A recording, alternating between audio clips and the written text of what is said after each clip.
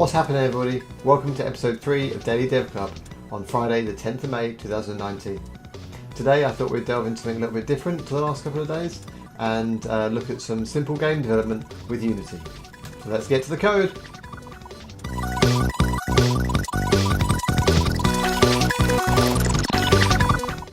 Okay, so we're starting here with the Unity Hub, which lets you sort of manage your Unity installations. You can now have multiple versions of Unity installed, which is quite handy for backwards compatibility with older projects and things like that. But for today, for our purposes, we're just going to start up a new 2D project. And what we're going to do is a sort of top-down 2D game, like a little arena shooter. That's what we're working on. We're just going to look at the very first part of it today. So we're going to be working on the actual movement of a player character and just take it from there, really. So to avoid getting bogged down in the design side of things and the sort of asset side, I just created some basic little player sprites based on shapes, which we can drop in for now, and then maybe later on we can have a look more at some more interesting sort of sprites and assets with animations and things like that. But for now we've just got these, and actually just for today I think we'll just use this one here as our player character basically. So we'll call it Battle Shapes, and let's start up our Unity project.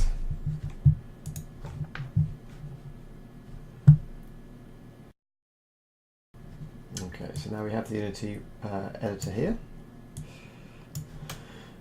and you see by default we have our sample scene. Let's rename that to main mode. Okay, and as you can see it's all empty at the minute. So first thing I want to do is to add in our assets, so in this case our single assets. So we'll create a folder, we'll call that sprites, that's where our sprites will live, and then let's head into our brand new folder structure. So this is our Unity folder here, and we'll find our sprites folder, and we will copy across our player sprite. So we use this octagon, and it's got a little pointer here. I added pointers to all of them, just so when we add the rotation of the player, and also the enemy sprites later on, to be able to see sort of which direction they're facing, basically. So we're still going to code this up. We're going to do it with keyboard controls to begin with, and then we'll investigate controller layouts and things later on, but we'll do it with sort of a dual stick control scheme in mind. So effectively the WASD keys are going to be moving backwards, forwards, left and right, and the left and right keys is to rotate the player character, and we'll take it from there. So but we'll just do the keyboard controls for today. So we have our sprite in here. If we go back in here, we can see we've got our player sprite. So from here now we can just drag that in, and as you can see in our scene we've got our camera already set up, and we've got our sprite now. So we'll rename this to player, and now to actually do something we're going to want to go ahead and create a script for the control of that player. So we'll create another folder, we'll call it scripts. Within scripts we'll create ourselves a C# script. We'll call that player. Okay, so let's open up our Visual Studio Code editor.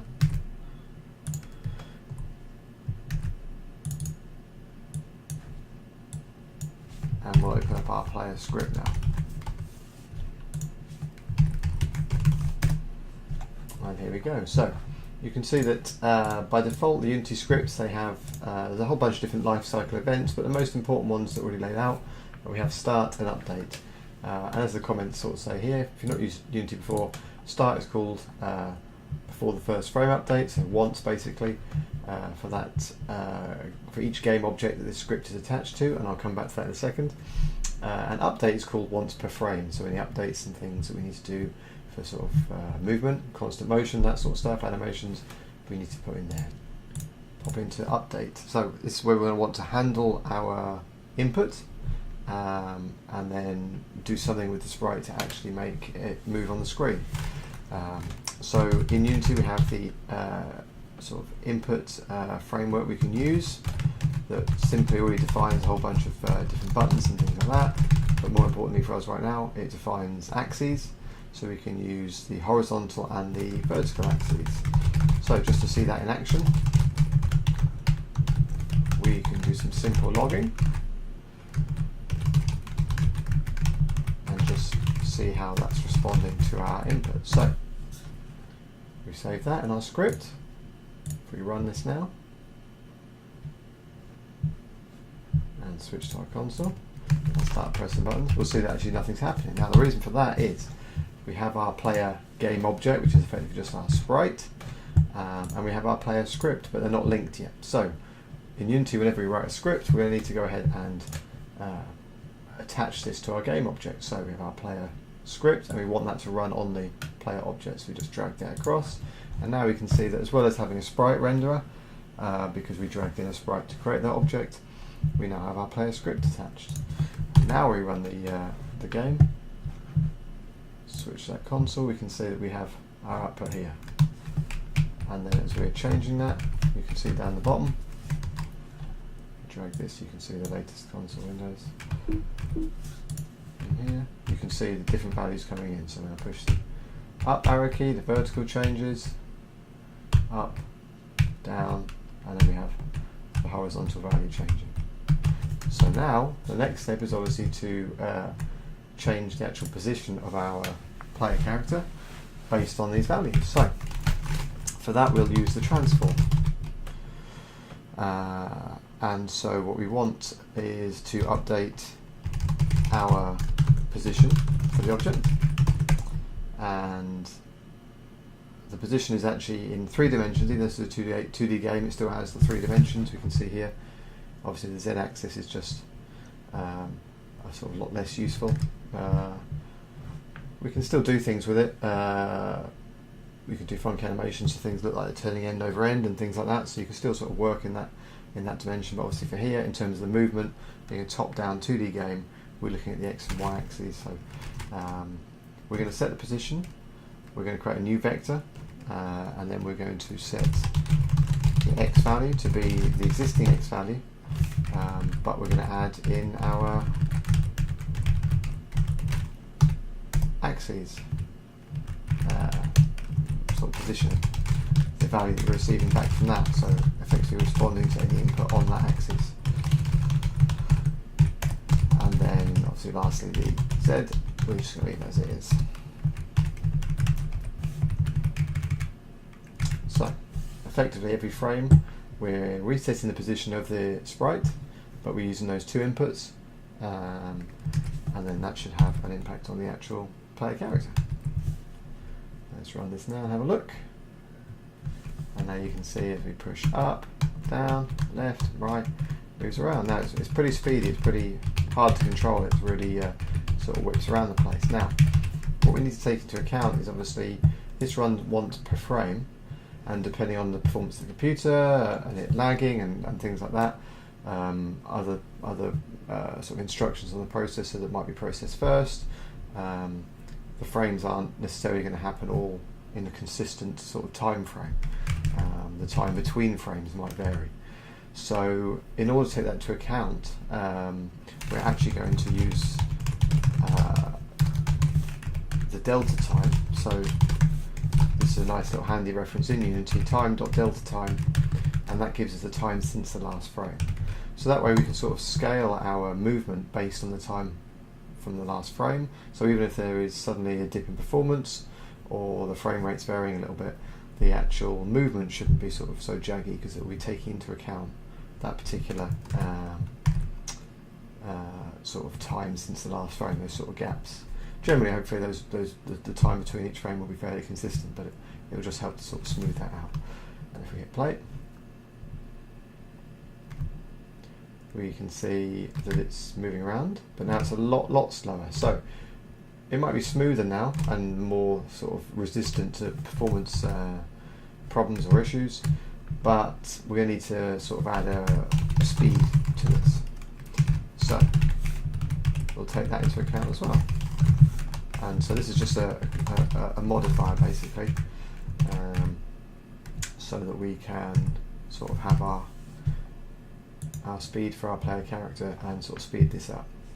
So obviously depending on the game you have will depend on the speed you want, the feel for it. But now we can see that that's a lot nicer. It's a good little speed, it whips around the place, but it's nice and consistent.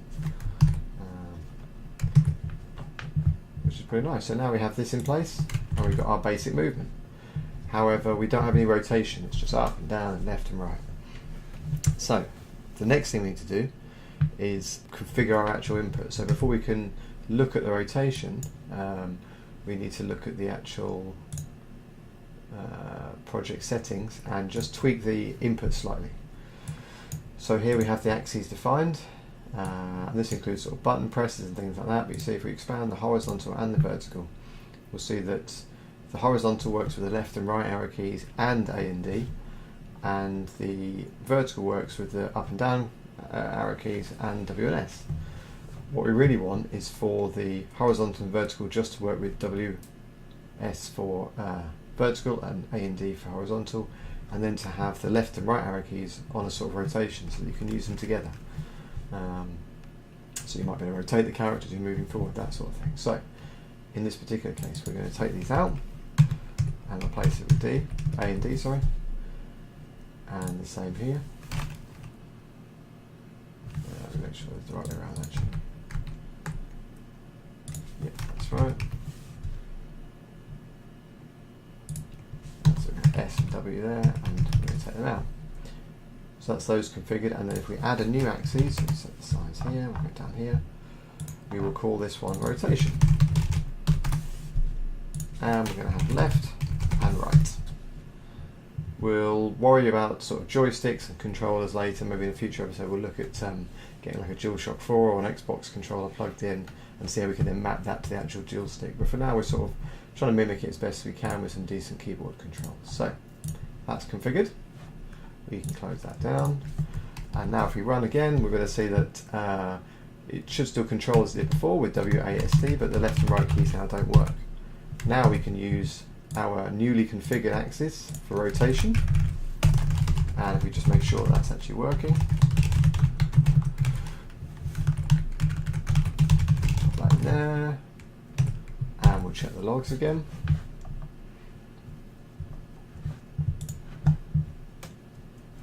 So now WASD, brilliant. Just scroll to the bottom of the log so we can see. Here. And when we place left and right, you can see we have rotation going one way or the other. And one thing we need to do actually is just make sure that smooths out nicely. So you see there we either had a -1 or a 1, whereas the values when we were logging before for the other input axes were actually a lot more sort of smooth, a lot more values in between, which enables smoother movement and sort of more sensitivity. So let's just double check the sensitivity settings. We'll set these up the same. So the gravity will set to there, sensitivity will set to there. So we'll make sure that's the same. Okay. So that mimics those axes basically, because they're similar. The rotation and the positioning we want to have sort of similar sensitivities. Let's just check the values for that now in the log. There we go, so now you've got some more sort of discrete values along the 0 to 1 or 0 to -1 path. Okay, now we need to do something interesting with that axis. So we are going to, again on the transform, which effectively is our positioning, it's these bits here, position, rotation and scale for our game object. We're going to rotate and we're going to use our axes, but we want to make sure that when we do so, we're using so it's basically taking a vector, and we're going to take the forward vector and then apply our axis value to that. So we then want to take our rotation axis. Again, we'll use the speed damper, divided by that for this particular one, and again the delta time. So again, we're sort of smoothing that out. We're using the speed, and we're using the time between frames just to make sure that that value that we're then applying in terms of rotation is consistent. Let's have a look at what that does for us. So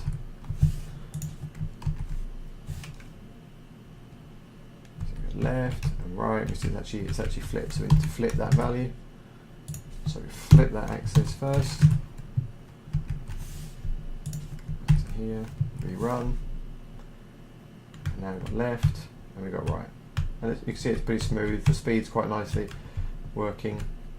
Obviously we could define two different speeds if you wanted the movement speed to be different to the rotational speed, but for now we've got some consistency between there, and like I say, using the delta time means we've got some sort of consistency in terms of performance as well.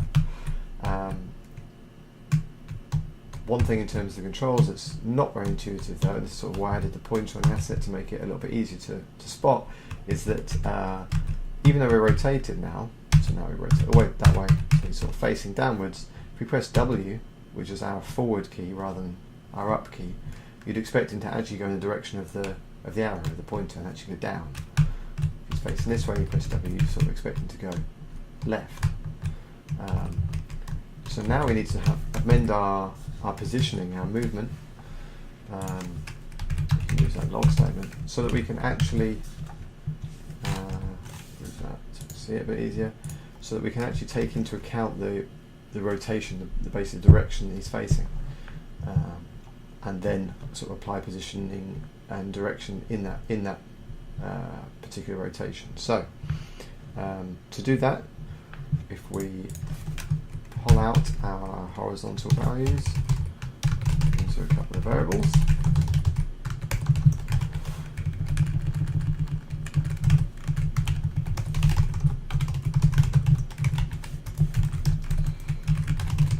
and then what we're going to want to do is we've got our positioning, our rotation. So our rotation is going to happen first.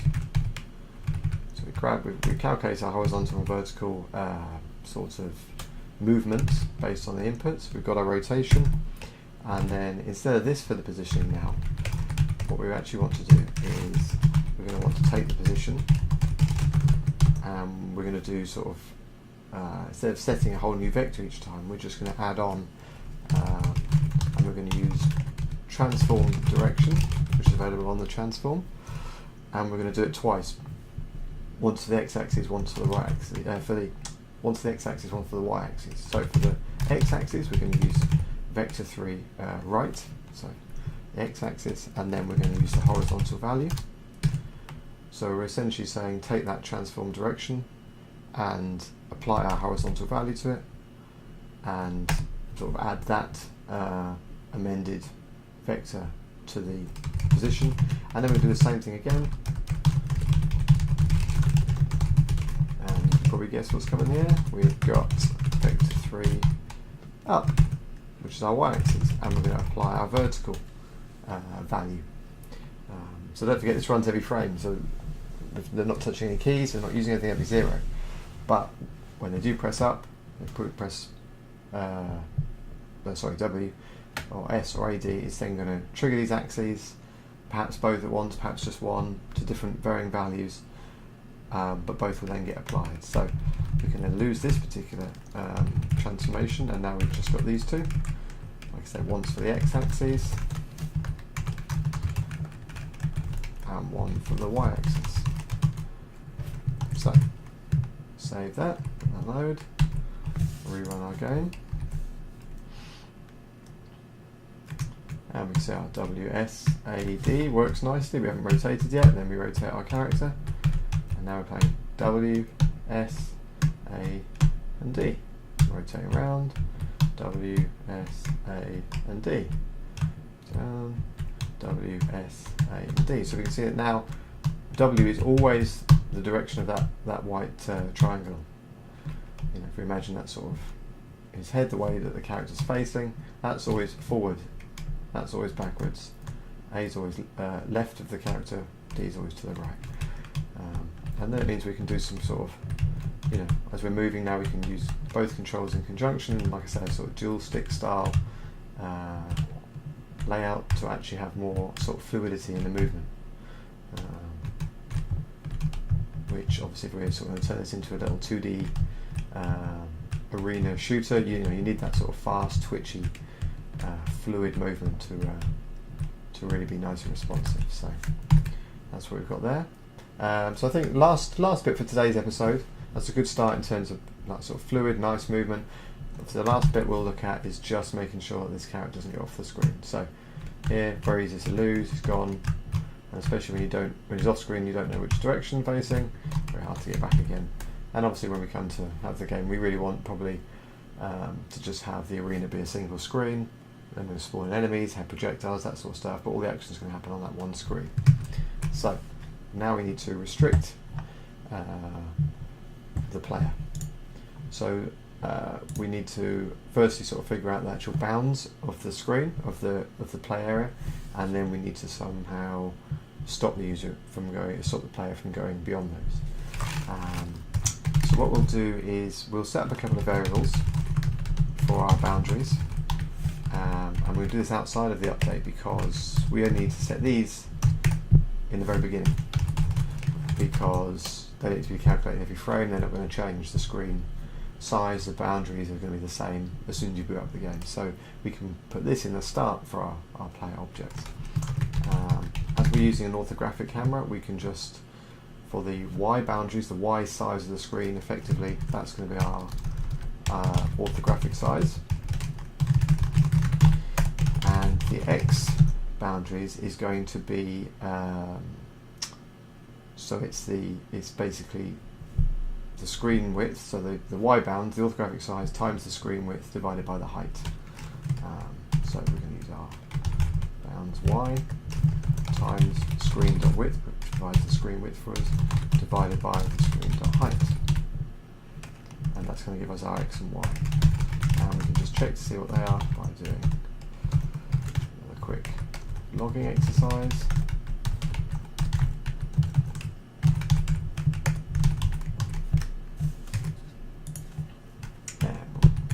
Game, run the battle shapes, and we can see we've got our values there. Lovely.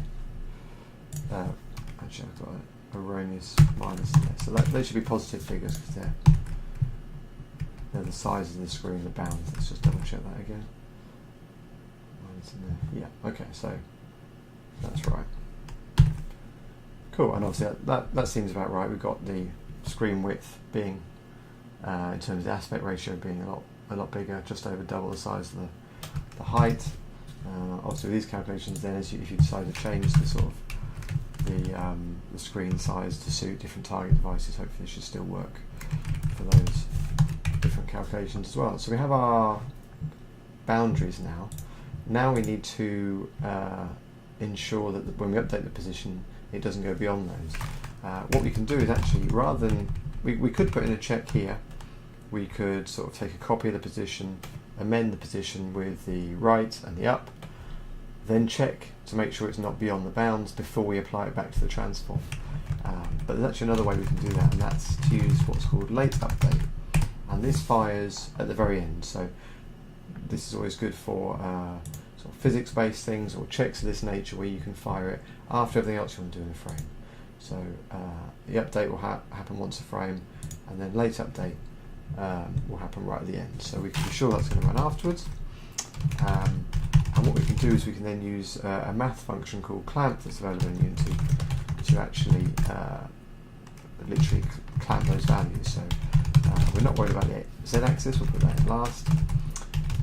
We have our x and our y, and we're going to clamp them. So available in mathf, clamp, and basically what it does, we give it a value, and we want to give it a minimum and a maximum.